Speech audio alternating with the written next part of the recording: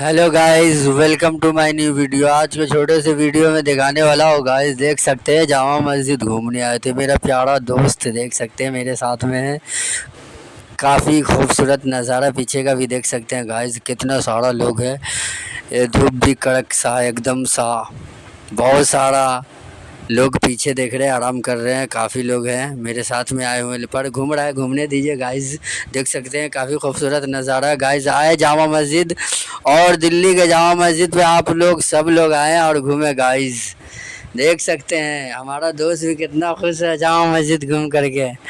Guys बहुत दिन के बाद आए जामा मस्जिद आया हूँ गाइस, आप लोग भी आए और घूमे और दिल्ली का मज़ा ले। दिल्ली में आए, इंडिया गेट, लाल किला, जामा मस्जिद सब तरफ घूमे गाइस।